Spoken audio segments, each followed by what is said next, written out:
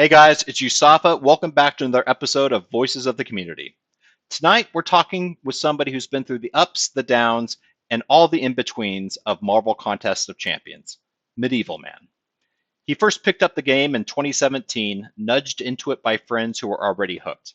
What began as casual step into the contest quickly turned into a long journey defined not only by champions and content clear, but also friendships forged along the way. Over time, he's led alliances, survived collapses, stuck with core real life friends, and even managed stretches as a solo alliance before regrouping and keeping the bonds alive. His story blends skill and persistence with real world balance. A full time career, marriage, dogs, chickens, and the never ending tug of war between time, money, and gaming. Once a dolphin spender who admits he fell into a bad habit, Medievalman has shifted to non spending, finding satisfaction in skill, efficiency, and tackling tough content without opening his wallet. He's also channeling creativity into building his own project, designing a Buff Champion series to reimagine and improve some of the game's oldest characters. In this episode, we'll dive into how he keeps the contest fresh after all these years, what keeps him motivated to push through in-game content, and why community and friendship are still the most powerful synergies of all. Ladies and gentlemen, Medievalman. Hey guys, it's Usafa. Welcome back to another episode of Voice of the Community. This time I've got Medievalman on the line. Rob, how about you go ahead and introduce yourself? Hi everyone. Medievalman is my in-game name. It's been a lot of fun and also a roller coaster. So when did you start playing the game? Roughly 2016, 2017. Okay. One of the first things I remember was finding the arena for the 4-star version. I think it was Falcon or Crossbones. Yeah. So it's been a while. Yeah, right. I mean, I remember when 4 stars were the tippity top of the champion rarity out there. So that was a long time ago. You mentioned in our pre-talk that you were kind of drag encouraged into MCOC by some buddies in 2017. What was your first impression of the game when you were brought in, and what made you stick with it after you started? Well, the easy one, sticking with it, was the real life friends that I had that were playing at the time. Yeah. And in-game friends too, because you end up growing relationships when you're in a really good group. Yeah. And I always love fighting games, like going back consoles, playing, Soul Calibur, Mortal Kombat, all those. Yeah. I even did DC Injustice Gods Among Us on mobile, which was weird. Right. But it was a neat transition from that to MCOC. Right. Yeah. So your real life friends brought you in. Were you a big fan of Marvel before you joined the game? Kind of more DC, but I had the knowledge of Marvel and of course the movies coming out and everything. Yeah, absolutely. I mean, 2017, that was like the heyday of Marvel in the MCU. So absolutely. You remember your first 5-star? It was Rogue, right? And yeah, right. And she carried you through a bunch of content. Do you still have a soft spot for her? Hoping to see her? I mean, I'm hoping eventually they buff her and make her actually usable. Yeah. But that's probably far off. What other champions defined your early journey in the game, other than Rogue? So Captain America Infinity War and basically just having a cosmic on the team was amazing, and just using that whole synergistic team with him having different classes got me through the content. Where do you think you are currently? Or would you consider yourself like an in-game player? Have you made it through all the Everest content, or are you still working on a lot of the story questing? I haven't. I've started and stopped 9.3. I've fully explored the fun epoch of why am I doing this again? Right. Most endgame content I've done, except with the exception of the wheel, because that was really bad content. Yeah. Pun intended. How has it felt? Yep. How has it felt to share this game with your real life friends? Do they still play, or have they dropped off? One still plays. We're both Valiant and in the same alliance. Okay. And not the same one we started in, but same one we've been in for years. Everybody else stopped playing. Yeah. What do you think has kept you and your friend in the game? Is it the community, or is it just you're just hooked on the characters and the content? Mostly it's our community and our alliance, but Yeah, we both taken breaks at different points. right. What alliance are It's voluntary. Mine were not. what what alliances are you what alliance are you guys currently in, and what do you guys focus on? Do you guys focus on mostly on Alliance War or AQ, or just playing? We're in Teamwork Makes the Dream Work, Teamwork makes the dream work. Awesome. and we've been in that for, like I said, long time at this point. Most of the time I've been in MCOC actually. Yeah, yeah. And if we do boss rush AQ, so just speed run to the end and Right. however much we get done, because most of our group doesn't want to do AQ, but we want Yeah, the rewards. absolutely. We are AW focused. I'm still not sure quite how I ended up as the officer in charge of defense, but Yeah. is what it is.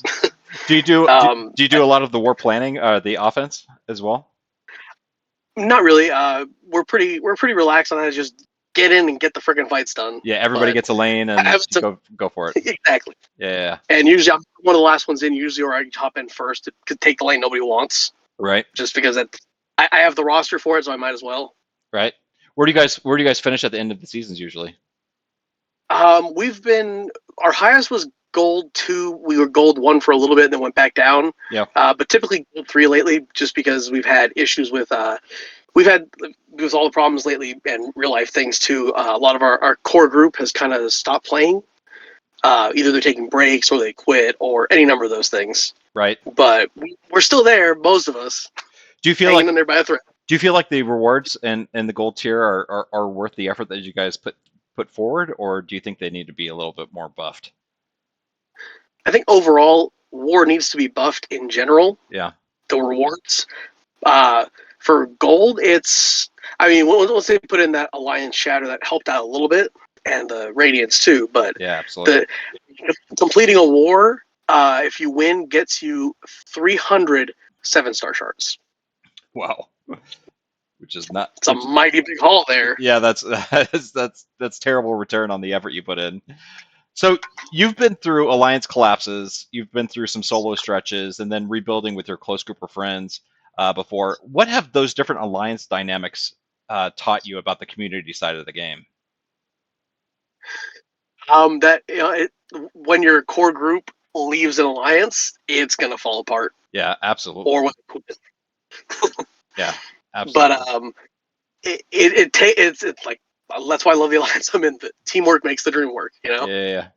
Yeah. What do you think? What were the causes of like a lot of those alliance collapse? Was it just discord in the group, or did some of the members just want a different focus in the for their gameplay for the time that they spent doing the game? What caused a lot of those alliances to break up?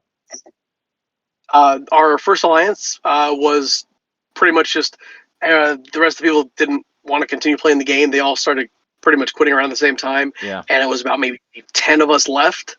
And then 4 of those, or 3 or 4 of those, were all run by the same person, my real life friend, who was yeah, burning himself out trying to keep us afloat there. And he ended up just saying, you know what, I can't do it. I'm quitting. So then, but right before that, my other real life friend left the alliance for the one that we're in now. yeah.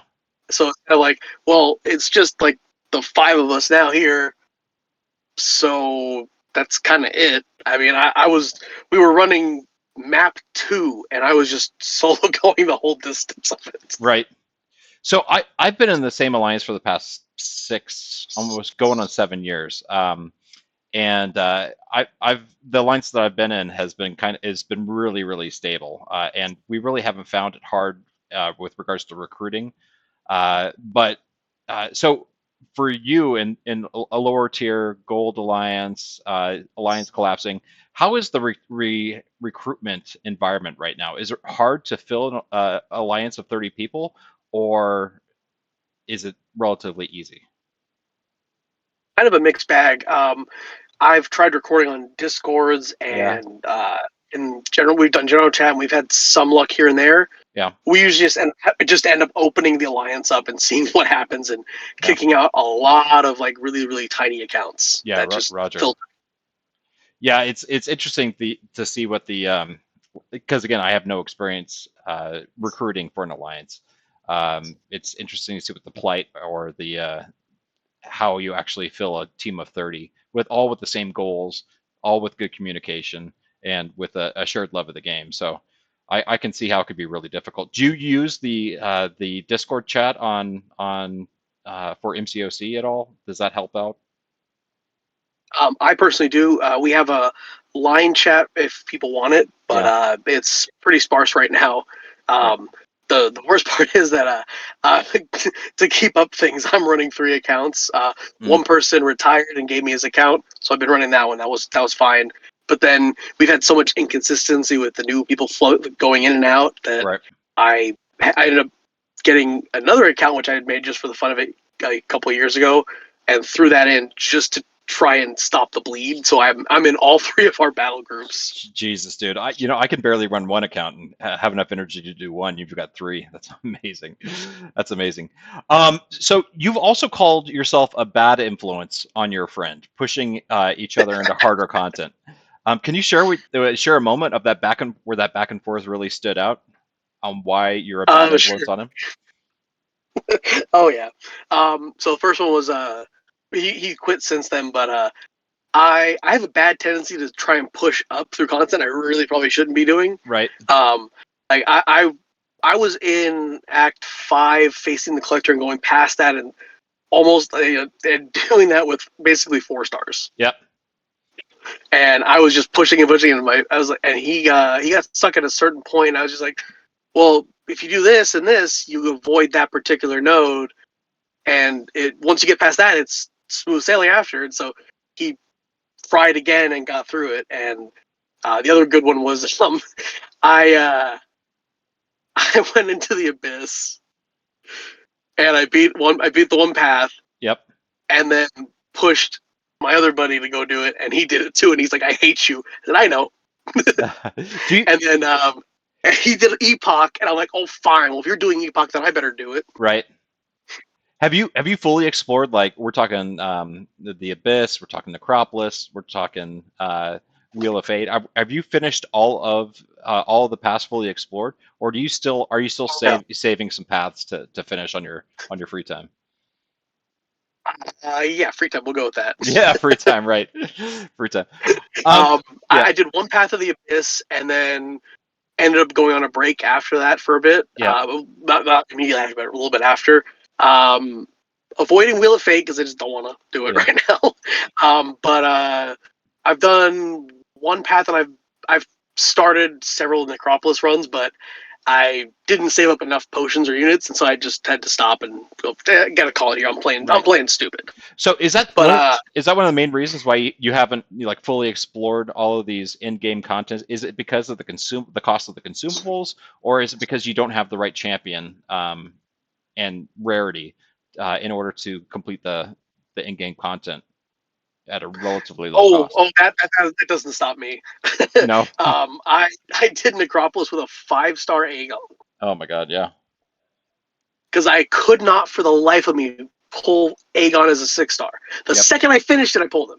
I was so pissed off. And now they're talking about sending him out as a 7 star. I don't think that's ever going to happen, but there's rumors abound in the community right now. I don't think it's ever going to happen. So speaking of spending and balance, you describe yourself as a former dolphin who fell into that bad habit. That bad habit meaning, spending on the game. But now you're Yeah. fully non-spending. What made you step away from spending, and how has that changed the way you enjoy the game? That's a real tough topic, but I Yep. don't mind sharing. It's something people need to be conscious of. Yep. I was spending on the game Yep. using credit cards, especially one credit card, and not communicating about it with my wife. Yeah. Oh yeah. And then everything you hide, it comes out. Yeah. Absolutely. So that came out. That is what I was implying about the. I did not intend to take a break, Yeah. but But she found out, and that was yeah. we had a long talk about it, and I gave my account to our alliance leader and let him told him just do whatever you need to do with it. Yeah. I'm not sure if or when I'll be back. Um, but in the recent years, it's for what I've been dealing with is it's an addiction. It really Yeah, is. absolutely. And fighting back against addiction, you know, so it's being that's also the biggest part of like doing the free to play grind of it and for not spending. Yep. It's just that you get that. I got to that point with what was it? Uh, I did the ordeal, Yeah. and I was at the last fight, and I ran out of potions. I ran out of everything, Yep. and it was just like it would be so easy right now to just swipe or find some way to pay and get the units and just dump it in. But Right. I farmed arena. I did as much as I could on the dailies, used those revives and everything, and managed to get it done. Still hate that last percent, but So when your wife found out about you spending on the game, and I'm sure there was a big blowout. How were you able to convince her to let you to come back? I mean, was it just hey, I promise to uh, not do anything like that again, or I'll tell you? I mean, how did you guys come into an agreement to allow you to come back into the game, back into that environment where you saw was unhealthy? so the biggest thing was communication. It's not that I couldn't have spent on it. Yeah. It's that there was no communication. Yeah. So our biggest thing is the communication, and so we worked out through it and talked about it. And at the end of the day, during COVID is when things kind of bubbled up again. Yep. But that's because it was one of the major stress relievers, the most stressful stress reliever, but it was a stress reliever. Right. Right. You know, Do you maintain so it do you good. do you maintain an open communication with her now about your goals for the game and how you play the game, and if there's any future spending, that communication is now intact? It's there. I just don't. Yeah. She doesn't really do video games or anything, so it's not really. It's kind of the balancing act in marriage and relationships. Absolutely.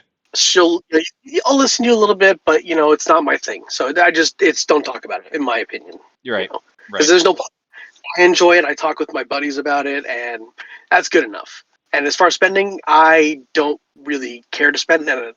I mean, I've been following the series, and a lot of the people are in a similar state of, it's very pay to not necessarily pay to win, but pay to advance. Yep.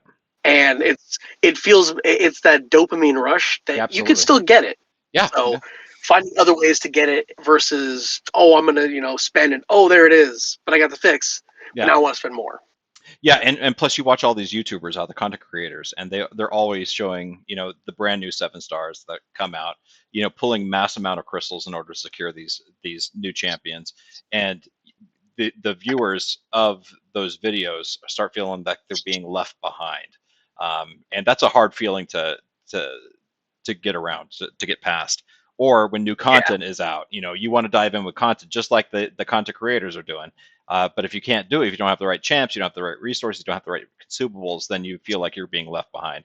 And so that is a very powerful feeling. I still feel it, and it's yeah, it's pretty rough.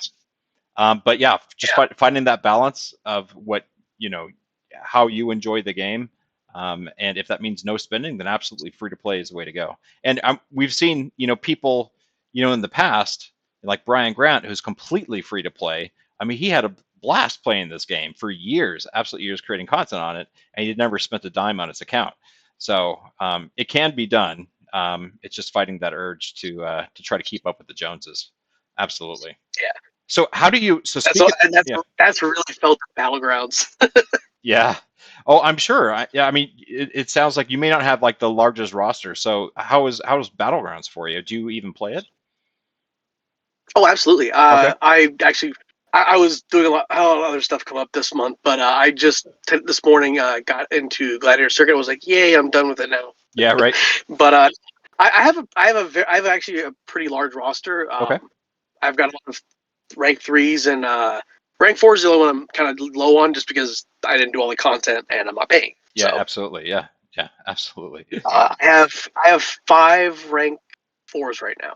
Oh, that's actually not bad. That's not bad at all. And I'm sure they're all in your BG roster too. So yeah, that's not bad Yep. at all. Um, so how do you handle the temptation when these big sales come out or these flashy new champions come out? How do you handle it? I mean, it, if you see a Human Torch that's or a Dark Phoenix that's only going to be released for a paywall champion, um, is it hard for you to stay away from the hype, or do you find yourself bending every now and then? I mean, it was hard at first, but Yeah, I think for me the hardest one was probably Silver Samurai because that's just such a cool character. yeah, But even then, it's like, well, he's gonna be the next Titan, and I'm almost done with trying to get the ones I want out of this one. yeah. So it's just it'll come when it comes, you know. Right. And I've been extremely lucky for the majority of my experience because I like the what was the name of the champ? What was it? Not Heart of Fire. It was the other one with not Apocalypse. The previous set with Omega Sentinel. All those ones. Yep. Omega Days. I got every single one of them except for Corvus and Omega Red, free to play. Just 1 minute there, Rob. Yeah, no, I gotcha. Yeah. All right. So sorry about that. I had somebody come into the interview while we were talking. Um, who But are yeah, so you? I was saying the Omega Days. I got all but two of them free to play. Blind stinking luck. Who are you still missing from the current Titan Crystal? I honestly don't even remember. It's more trying to get a couple of them awakened, just because they're a little bit better awakened. But Yeah. um, I unfortunately just pulled Falcon, so that was not fun. Yeah, he's not good, man. He is one of my least favorite champions that they've released in the last year. He's just not good. Hopefully his buff is going to be, semi decent, but I don't know how they fix a broken champion like that. Do you think Kabam is striking the right balance between free to play and spenders, or is there just too wide of a gap that's just unsurmountable? So honestly, it is insurmountable just because like if you watch any of the streamers or YouTubers, you'll see they're going in with rosters with almost all rank fours, Yep. and that's legitimately impossible as free to play. Yeah. Yeah. But that being said, skill takes a lot of that too. Yeah. So Have you found it's the again it's Have you good. found the event quest difficult with your roster, or are you able to breeze through it? No problem. I did the hard mode last month, Okay. halfway through before they reset everything. Right. So not necessarily impossible. I just thought it was a waste of my time for the resources that were coming in Right. Right. Right. for not for the elder one, but for the other one. The Yeah. amount of time sink that was put in versus doing battlegrounds, war, or almost anything else. Yeah. Yeah. I'm hoping that. So I did see a little bit of a difference when they lowered the health pool this month. Uh, I I still think it is a pain in the ass to have to go through that classic mode. It's just not fun. And I mean, there's no reason why we should have to do it if we accomplish the harder epic or the elder Yeah. mode. Yeah, it's and they did mention a lot during one of the last live streams that they were looking at removing that requirement too. So I'm hoping that comes soon. So speaking about rosters, Prestige 30 is actually going live tomorrow, I believe, where they start using, or no, it's not the Prestige 30. I think next AQ cycle, the Prestige 30 is going to go live. How are you dealing with that? How is your alliance dealing with that? I know you guys don't focus solely on AQ, but how has that impacted your gameplay enjoyment of the game? It hasn't honestly affected anything for Yep. us. Like I said, I mean, I did the one and I was like, you know what? That's gonna be I'm gonna wait till they figure everything out for that before I go back in because it's a lot of time and energy for almost nothing Yep. to then have to jump in and do another round with harder stuff. Yep. Yeah. So I mean, that was the feedback that we've been getting on the CCP is that the Prestige 30 is really just going to really upset, maybe 100 alliances at the very top that are actually pushing for AQ or better rewards. But outside of those top 100 alliances, not a whole lot of people are going to be impacted too much. So that's the feedback we've been seeing on that. But again, when the prestige 30 happens and starts impacting AQ, I think there's going to be a lot more vocalization with regards to the reordering of top alliances and their prestige. But we will see. All right, so you've always loved the challenge of in-game content. I mean, we've talked about a few of the in-game content that you've accomplished. What's the hardest piece of content you've ever pushed through, and why was that the most memorable? Hardest or hardest, I would say probably Act 6 before they nerfed any of it. Absolutely, yeah, absolutely. Because that was ridiculous. Yeah. It was but for me, Epoch wasn't hard; it was tedious. Yeah, and that's what that's why I've been more recently. It's just it's not hard; it's tedious for a lot of the stuff. But honestly, the first fight of one of the winner, the one with Batman. You kind of dropped off, man.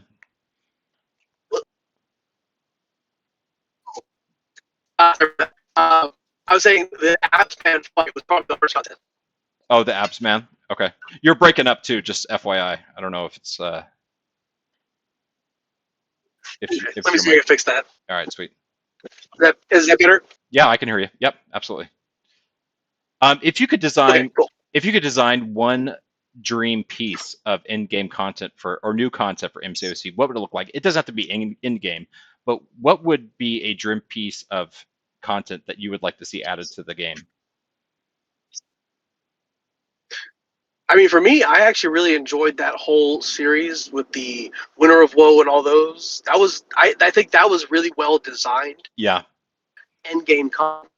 You really could do all of it if you weren't end-game. Yeah. Yeah, and a new challenge came out every week, and it wasn't too long. It could be accomplished. Or was I think it was every 2 weeks that new content was released, and there were it was every 2 weeks. Different challenges to do to keep the fight. Yeah, absolutely. That was a lot. I agree. That was a lot of fun, and they were short, few champs that you had to beat. And then plus there were other content creators just showing you for each one of the champs what 3 or 4 of the best matchups were.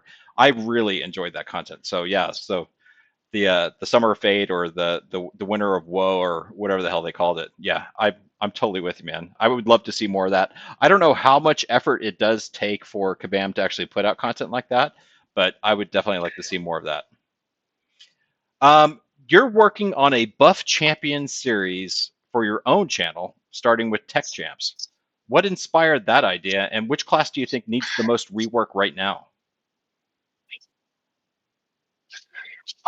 Well, what inspired it actually was a contest I participated in a couple years ago. Okay. Prof Hoff actually did a buff concept channel on his channel, and we just submitted stuff to him. Yep. And he gave I think it was $50 away to whoever the group of winners were.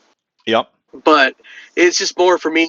I'd taken classes in game design. I have kind of that a little bit of understanding, and my degree is in creative writing, and I've done gaming in general, so I can kind of see where they were aiming for certain things or how to tweak something to make it not as bad. Yeah. For example, part of the Vision Age of Ultron one that I was working on is giving him the passive heal block more often. Yeah. And giving him that intangible that the other Vision has from Deathless Vision. Yep. So things like that, and those little tweaks, they will make a difference. Yeah. Because otherwise, you sit there with Vision Age of Ultron, and yeah, you can drain power every so often, but that's it. It's not exciting. It's not doing anything. So are you planning on publishing this content on like YouTube or providing that to people to review and ponder, or what delivery medium are you going to be using? Yeah, it's going to be. I'm gonna, and as soon as I have them all written out, then I can actually start just recording everything. But it's going to be a YouTube series I'm going to work on. Nice, dude.